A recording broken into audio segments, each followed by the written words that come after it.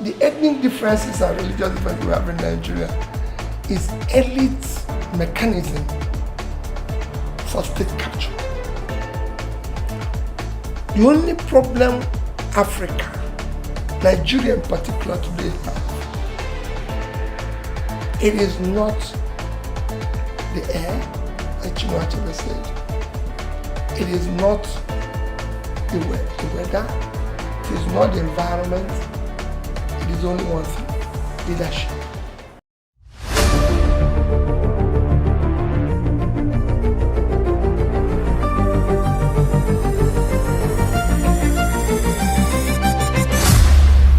Thank you everyone for joining us. Today is Global Politics Horizon. Today we have a very special guest in the name of Mr. Peter Obi. Many of you are very, very familiar with him, and we're very happy to have him back here again. We had him here before the elections, and we are very excited to have Mr. Obi back. So we're going to dive right into it immediately. And Chioma, can you go ahead with the first question? Absolutely. Mr. Obi, you've proposed the unbundling of INEC, which is the Independent National Electoral Commission, in order to improve its effectiveness. Could you outline specific areas within INEC that you would like to restructure, and how would that restructuring contribute to an increased or enhanced effectiveness of the electoral process? Well, let me start by thanking you. Well, as it is now, I'm just Washington or Maryland, as the case may be, for a thank you tour. I wasn't even expecting an interview, but being that I found myself in it, I have no alternative than to provide answers to your question.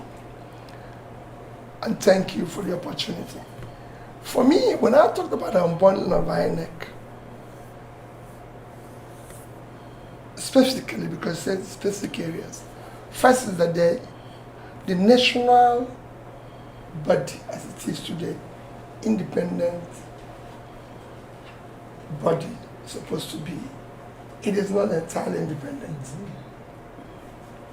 It's today, you can call it an agency of the federal government, which it is what it is, but it requires to be totally independent in terms of its appointment of personnel and those that man it. Supposed to be independent in terms of clear laws. Supposed to be independent in stating how to conduct election. And for me, when I talk about unbundling, INEC at the national level, independent electoral commission national level, should conduct national election. At the state level, we should have a similar thing that conducts the state level elections. You don't have a national body in America that conducts the election for the various states. Do you have it? No. Thank you. So if we say we're practicing American presidential system of democracy, we should practice it the way it's supposed to be. So that we have a body at the state level that conducts the state election. The national body conducts presidential, Senate, and House of Representatives election. And the state body conducts the governorship, House of Assembly, and local government election. With that, you make it more effective. They are not even now trying to add local government election to INEC instead of having the state body. So instead of creating institutions and making them strong, we are bringing a unitary form of existence of institutions that should be evolved within the state level. Okay, thank you very much. Now, to further dive in more into that question, we talk about election results. What specific reforms do you believe are necessary to ensure that election results accurately reflects the will of the voters And how do you propose the opposition should collaborate to achieve these reforms? Well, it's a very simple thing. It's already there in existence in the, call it rules, call it laws, call it anything. That is, when INEC was, even the chairman was going around the world preaching that everything will be real time, if I use his word, So, this is not record science. It's happening globally. We're a giant of Africa. It's happening in other smaller countries in Africa where election results reflect the will of the people. And I don't think we need to do more than just having people who are determined to do the right thing. Fantastic. Thank you for that. Now, in reviewing recent examples of government overspending and governance missteps, such as the excessive delegates at the Corporate 28 and the allocation of funds for residences, what is it that the Tinubu administration does not seem to grasp, or what would you advise them in terms of, managing resources better? How would you handle that? That's exactly what I just said before, that you need to cut the resources. You need to cut waste and be able to channel it to critical areas of development. Funds should go to health, education, and pulling people out of poverty. Yes, but they seem to know that already. That is something that's known. Why do you think it's not being implemented? It's obviously something that each government that comes. How will I know why it's not implemented? That's why I'm there saying we're on the wrong track. We're on the wrong track. We should be going this way, not this way. Building on that, let's talk about, you've been very vocal, we need to put more investment in education, in healthcare, and infrastructure, and there's just so much to do. How do you plan to mobilize resources? What would you tackle first? What's your priorities there? You see, people talk about mobilizing resources, mobilizing. First is that you have to efficiently manage what is there, which is not happening now. When he was talking about resources being diverted to renovations, Right. building new offices, buying vehicles, doing this. Those resources should first be channeled to critical areas of development. There's areas that you use to measure development: health, education, pulling people out of poverty. The more you invest money in these critical areas, the more you're able to generate more resources from the people. If the people are healthy, they're productive, just like more you put people out of poverty, the more you can get revenue. How do you get revenue here in America? From taxes. True. Taxes will only be paid if the people are working. If they're not working, will they pay tax? So you need to, whenever people talk about revenue generation, what I tell them is that it's like bank account. You can't withdraw if you haven't paid anything in. You can't just walk into the bank and say, I've come to take money. From which account? That's what they will ask you. What's your account number? And when you look at your account number, you must have paid something in. That's the way government does. They invest in critical areas of development. It's been proven that the more a society is, the more educated, the more developed. Same thing, if they're healthy, they're productive, people are working, you earn more revenue. In Nigeria, you can't go to my village, can't go to your village, can't go to everywhere and tell people who are unemployed. It doesn't happen anywhere in the world. So it is same thing. And this is something that has been done all over globally. So it is not that difficult to do it. So in all that you said, where do you start? Is it job creation? Is it education? Or simultaneously.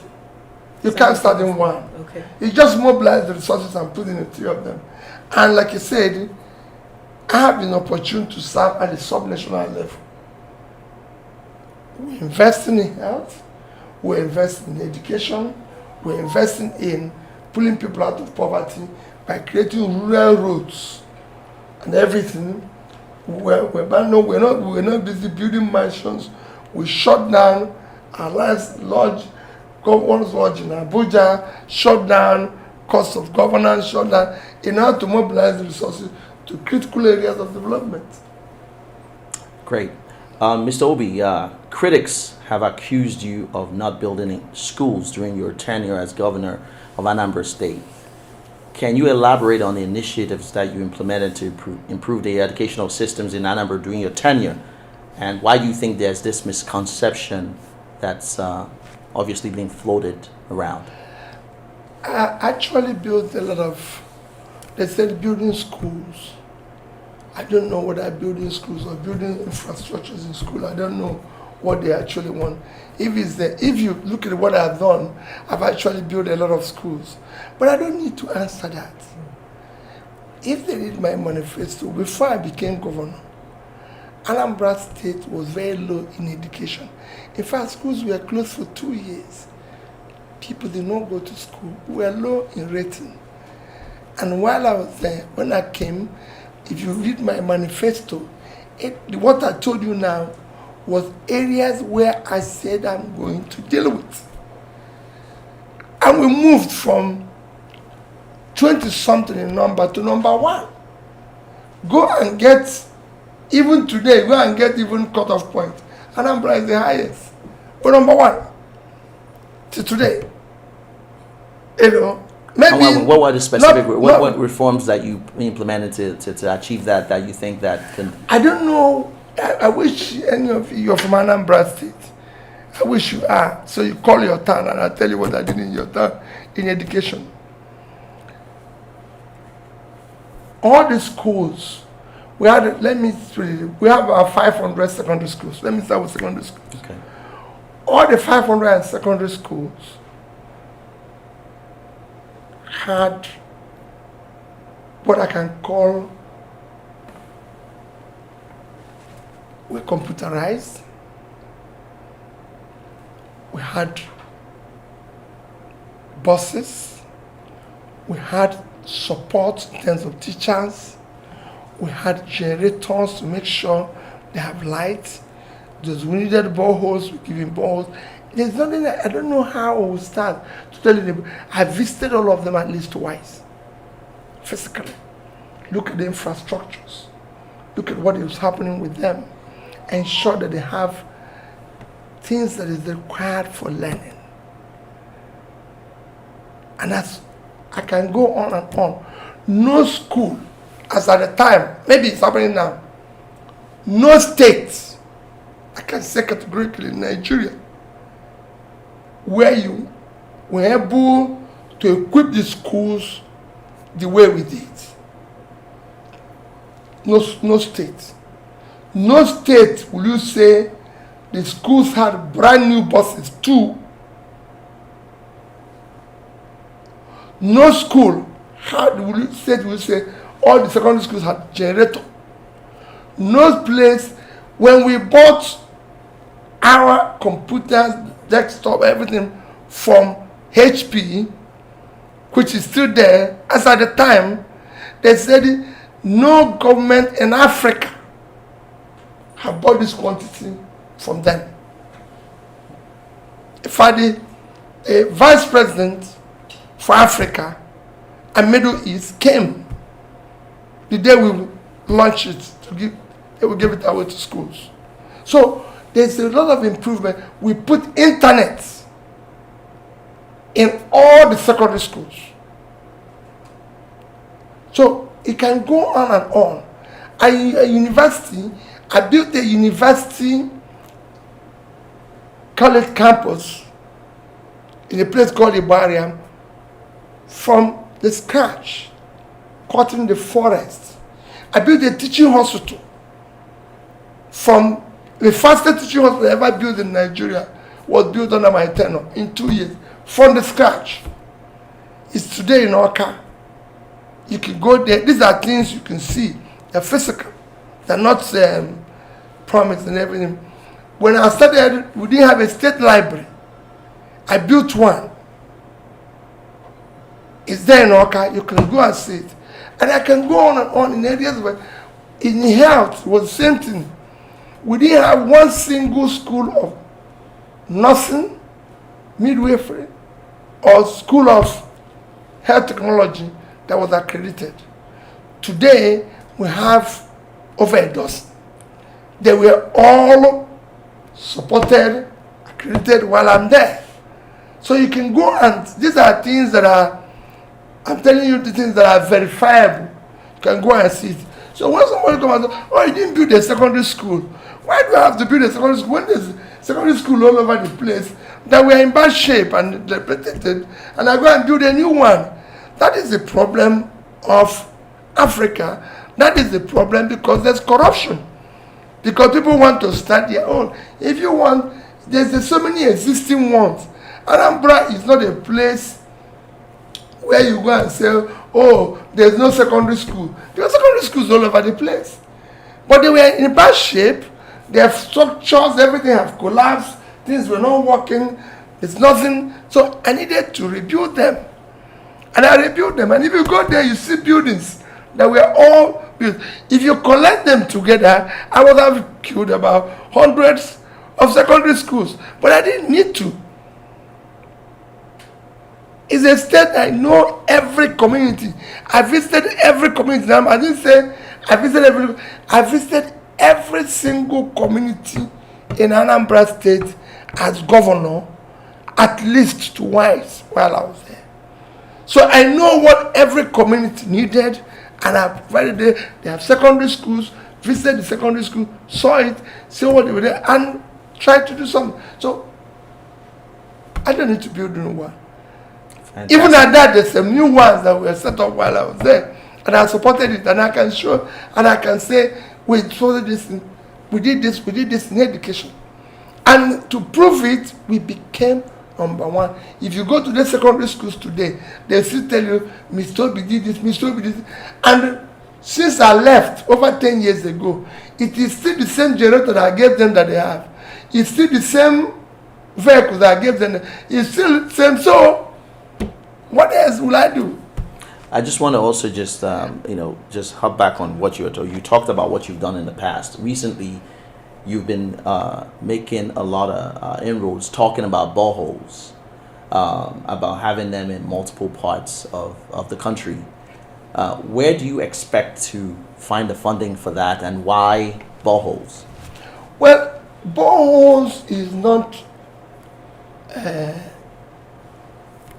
what it should be by this time and age.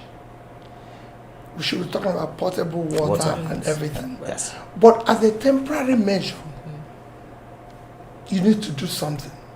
And that temporary measure is borehole. Why? Because to do the other one takes time. The people can't wait for a long time. So whenever they talk about development, there's short term, medium term, long term. Short term is borehole. Then you can put small scheme, and then you go to large scheme, like it is here. So I'm talking about what can serve immediately. When you see people, when you go around the country and see people drinking, I don't know how to describe it, what you can imagine. Some people don't even have a toilet. It's almost impossible. So you need to help them with borehole. And I've said I did what I call borehole challenge. I didn't say I'm going to do it. I did what I call education challenge. When I talked about these two things, and I need to describe it so you will understand. In Nigeria, when I found out during my talk that you need to give people water, because it's critical, and borehole is a short-term solution, and it cost me about 5 million naira to set up one. And I said, okay, if it cost me 5 million naira, that means call it maximum 10 million. If Nigeria as it is today, go and look at our inequality, it's one of the worst in the world. I believe that 1% of Nigeria population control about over 70% of the national wealth, which shouldn't be. And I said 0.1 to 1%. I used 200 million, so I said 2 million people. I used 0.1%. I said this 0.1% is 200,000. Yes. If these 200,000 people, they can afford 10 million annually, and they decide to go and sink boreholes in different parts of the country. What is it? What is it to them? Is it a form of corporate social responsibility? Why should they? That's it, because they're giving back to society. Because I believe we all live there. Is more tax write-off or something? Because obviously, why would I want to do that? Whatever you call it, people do that every year. Yeah, they do that here, obviously. People do it all over the world. Yeah. So we should do it as well. So they can go and find anywhere they can and put a borehole. Okay. Same is what I said about education. We have about 20 million out of school children. They are mostly in the north. We talk about the school children today. The least state is Anambra State. Okay. Just about of school children. Yes. And let me even tell you further. People are talking about schools in Anambra State. When I became governor, the problem in Anambra State is male drop out of schools. Why? Go and check. The boys will know they're going to market to trade. They were going to market to trade. It was one of the things that I reversed. Because I came from trading, because I was a trader, I was able to go around preaching to people and saying, I came from here and I'm educated. So your children must go back to school. We want educated traders. Can you emphasize on the north? So I'm just saying, yeah. So it's more in the north. The Almajiri kids. Almajiri kids. I spent time in the north with these people. It's young kids learning Quran. And I could see in them doctors, lawyers, engineers, top scientists. Because if you see them, how they learn the Quran, how they were able to memorize the Quran, how they were able to, you could see that these are intelligent, talented kids. But they're not in a formal school. So my take is that since these kids can't go to formal school, we should take school to them. Where they're learning Quran, we should introduce English teacher, science teacher, mathematics teacher. All those basic things should be there. And we did study it by looking at 3 of them. The cost implication. Yes. Even those who were teaching the Quran were not being paid. In the 2 places I went, the third place they were paid. And they just paid about 10,000-15,000 naira. So I put a cost of employing about 6 to 8 teachers, which includes the Quran, the one that teaches Quran, English, this, at the cost of 50,000 naira each. Since they're not even being paid at all. And I put other costs of running the facility I visited. One had about 55 people, the other one had about 60 people, one had about 58 people there. So when I put the cost, it came to about 6 million naira. I rounded it off to 10 million again. And I said, if these 200 people that I'm targeting can again decide 2 million. No, not 2 million. I'm not targeting 2 million. I said I'm targeting 0.1%. Okay. 1% is 2 million. Okay. But I want 0.1%, 200,000. Okay. If 200,000 of them can decide to again, as a contribution to a better society, tomorrow, invest 10 million. We have 10 of such, we have 200 of such facilities, 200,000 such facilities. If we can put in 10 million, 200,000 of such facilities, taking 50 people each, that's 10 million. That's almost more than half of out of school children. The problem you're seeing in Nigeria today, especially in the north, are people we did not educate yesterday, are people who did not pull out of poverty yesterday. And the same thing is what is happening in the south and everywhere. Those we did not educate, pull out of poverty, have become a problem for us, and we say we have insecurity. So in order not to increase that tomorrow, we need to start investing today. And again, we're talking about revenue. 20 million people. The Nigerians that we're talking about diaspora today. Nigerian diaspora, I don't think they're not more than, they're up to 20 million. No. Thank you. So if less than 20 million is actually giving us today remittances of about $20 billion. $20 billion. Imagine if we're able to train these 20 million out of school children and export them. That is double the revenue. So there's a lot we can do. We're investing in them for our own future. And that, for me, is what we should be doing. What I really liked about your answer when you highlighted what you did as governor of Anambra is that you said, these are not promises, these are things that I did. You can go there and check the record. As president, when you now factor in regional differences, you visited the North, you see, regional differences and controversy, all of that, how does your approach change? How do you make sure everyone feels included under your presidency? Very easy, because the same thing you did when you were governor. You were able to move around and talk to the people and sit down to them, engage them, involvement. Well, there's a level of distrust in Nigeria with the different ethnic groups. It's something that needs to be built upon. What makes your approach quite frankly, different?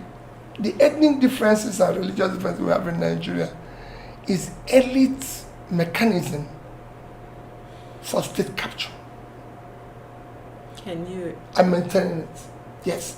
Because we have chosen not to elect or select them, or, because we have chosen not to elect or ensure that our leaders come from the process that is the proper process, we use all those things as a yardstick for selection.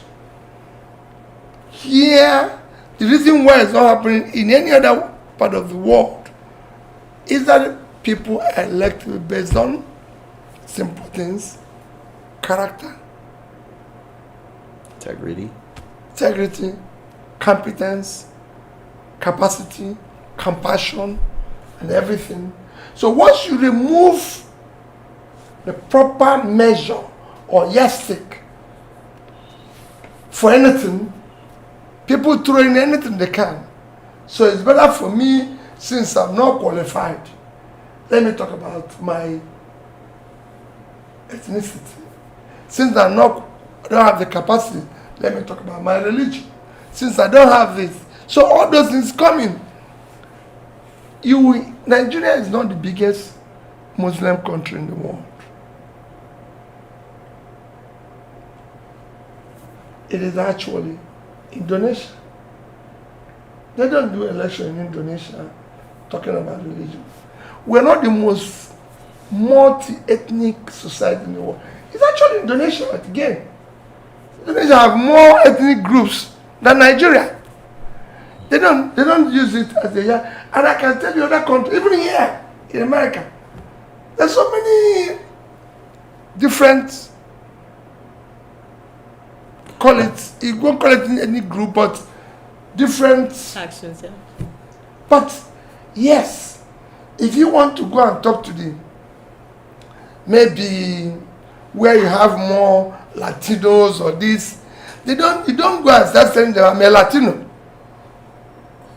You start telling them what you can do, what is going to benefit them from the government. You don't just go there and say I'm a Latino and think they will follow you. So many Latinos have failed. You don't go and say same thing goes everywhere in the world. But because I've been saying, is there any group that buys bread cheaper in Nigeria? No. You can go because of corruption. You can get your people to steal more money or give them government position. When you go, you actually worsen the whole thing.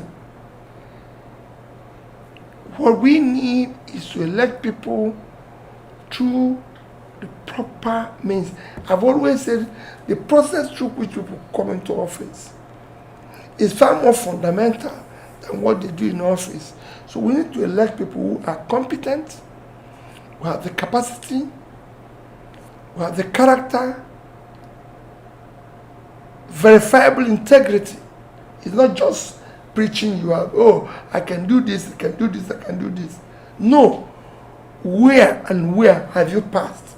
So we can know that this, I can say I've been a chairman, a director and chairman of a bank. When there's a lot happening in that industry that people can be accused. I've been a governor.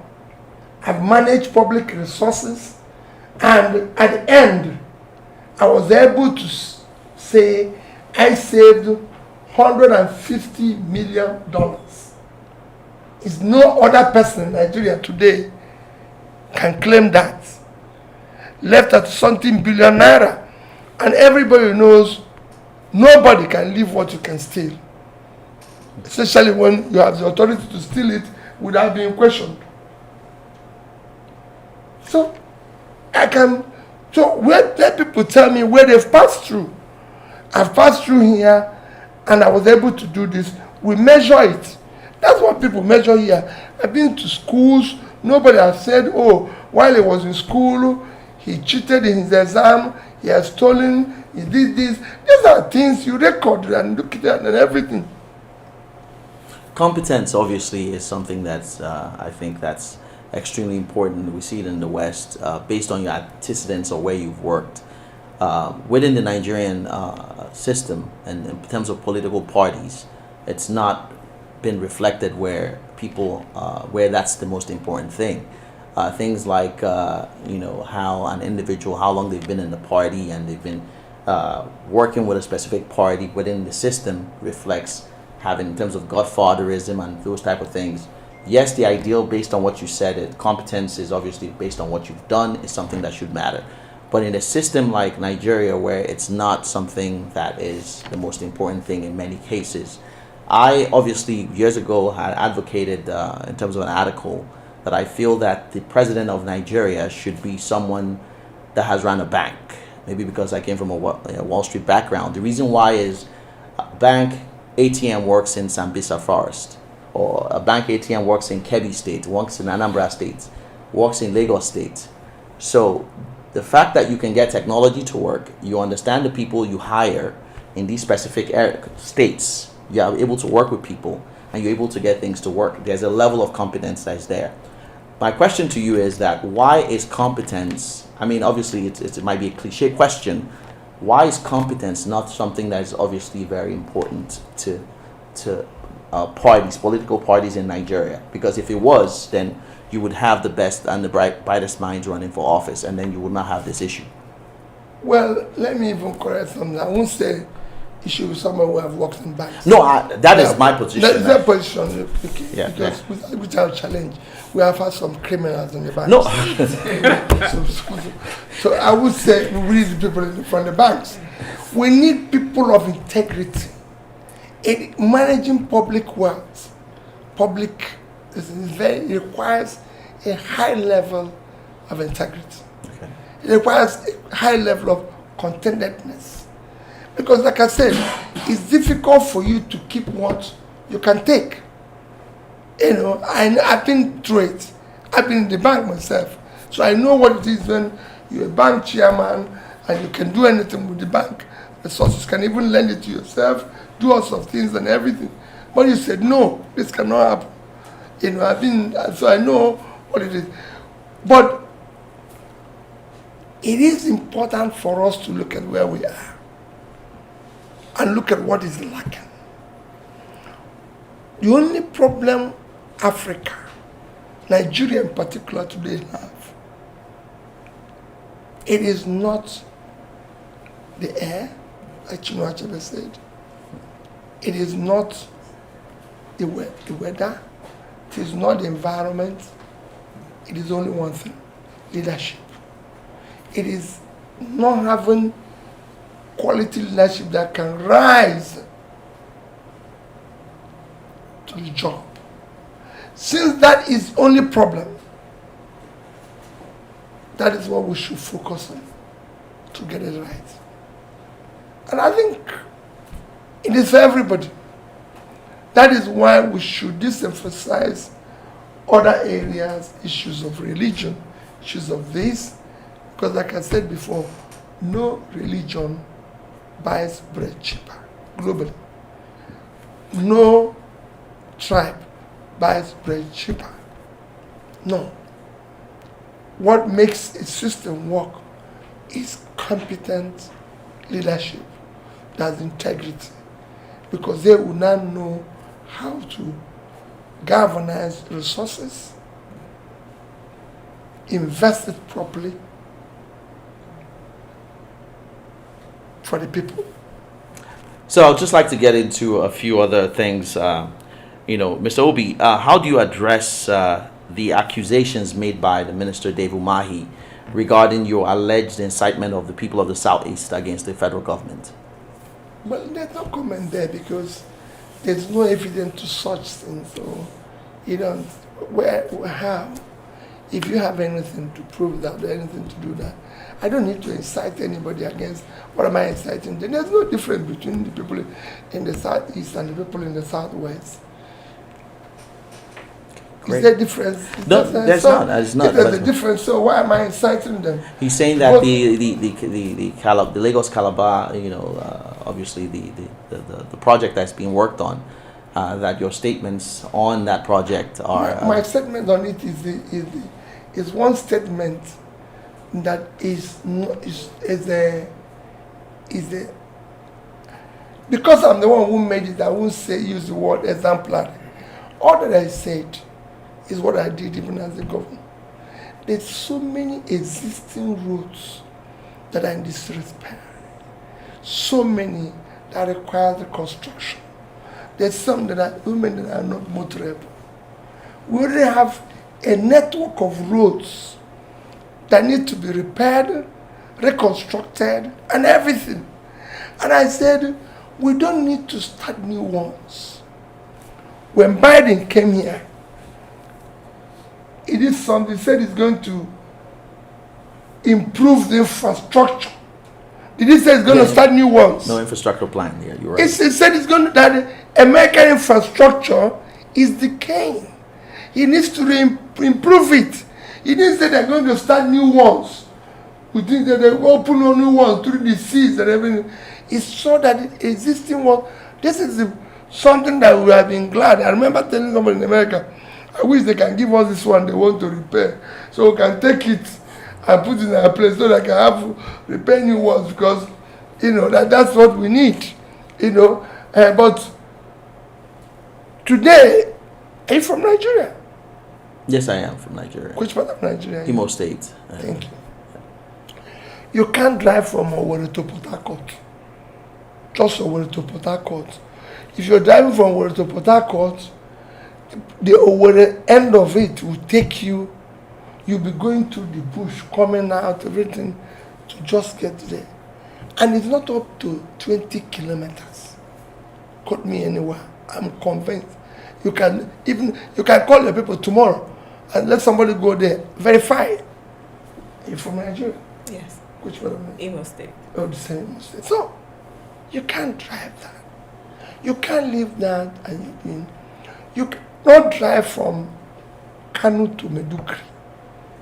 I was in Kaduna a few weeks ago. The Kaduna bypass will take you hours. You cannot go from Abuja to Lokoja. You can't drive from Lokoja to Auchi. You can't go from Auchi to Benin. The East-West Road has not been completed. You can't even drive from Benin to Sapele to Warri. You can't go from Calabar to Uyo. I can go on and on. Let's fix all this. Can't drive today from Enugu to Nsukka. You can't go from Nsukka, where we call Ubolafo, to Otugbo. Can't go from Otugbo to Makodi. These roads are in a mess. You need to fix them. So we have enough network of roads that are already existing. Same thing, Lagos, Ibadan. Can't go to Ibadan. There's a place you can go, you can't drive to. Go to Ijabode, Benin, all the. No. So why are we starting new one? And I stand by it. If I was voted into office, I told them, even in our manifesto, we're not going to start anything new. Let's fix. And that's what I was telling you about when they talk about education, roads, everything in Anambra State. What I did, when I came in, some of the roads were started by my predecessor, Dr. Chris Ngige. I completed it. He's there. People of Anambra can tell you. You know, even to prove that I completed, I measured where he stopped and did my own. So, and then all the existing roads. And then started opening the rural areas where the roads did not exist again. I started opening it up. Built a maintenance agency to maintain them, because one of the problems we have in Nigeria is that people think you can construct a road and it stays forever. No, in this country, you will see them every 5 years. They are relaying a road that even we wouldn't see. It's done everywhere in the world. In Nigeria, you build a road, people will say, oh, the road Peter Obi built has failed. I left government 10 years ago. The road is not forever. This building, this hotel, every 4 or 5 years, they refurbish everything. Otherwise, the hotel will fall, it will collapse. But it should be, obviously, there should be some revenue being generated by the roads to be able to maintain it. The federal government can't, obviously, be able to take care of every single road, so maybe tolls are some things that... Nigeria have not said they will not pay tolls. When the toll gates were there, they were paying. If you do a good road in Nigeria today, Nigerians will pay toll. It is government. They can do it. They can do it based on the toll system, partnering strategically with those that can build the roads and collect the toll. But they won't do it because of obvious things. Which are? Corruption. Well, that's it for us. Thank you, everyone, for joining us. We appreciate having Mr. Obi here. Despite his very busy schedule, he took the time out to come in and talk to us. We are very excited to hear his perspective and look forward to continuing the conversation. Thank you. Thank you very much, sir. NoireTV, showing on Verizon Fios channel 269, Optimum channel 1100, and on Digicel.